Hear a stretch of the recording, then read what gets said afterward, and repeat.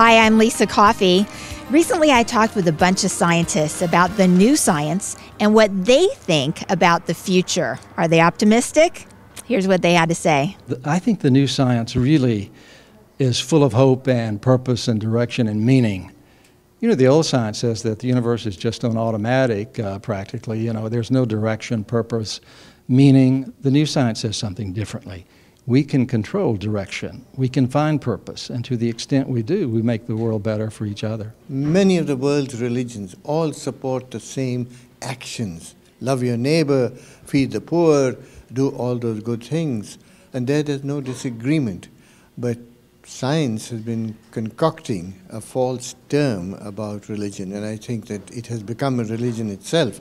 And as a scientist, it's my job to stop acting like a religion and be an enabler for all good actions.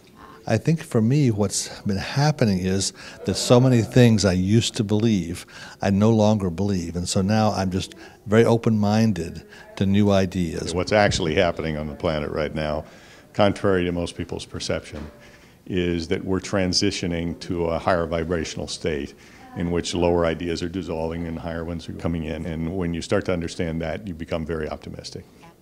I think there are a lot of reasons to feel concern about the future. I think we're at a kind of a fulcrum point or a tipping point where we could go down a path of mutual destruction.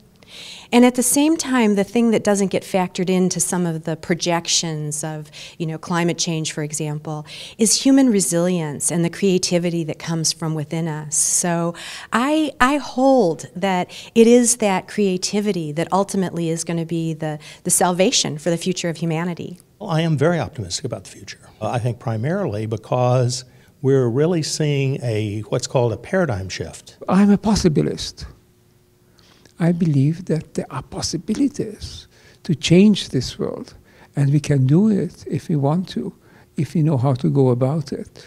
So the future is not there to be forecast, it's there to be created.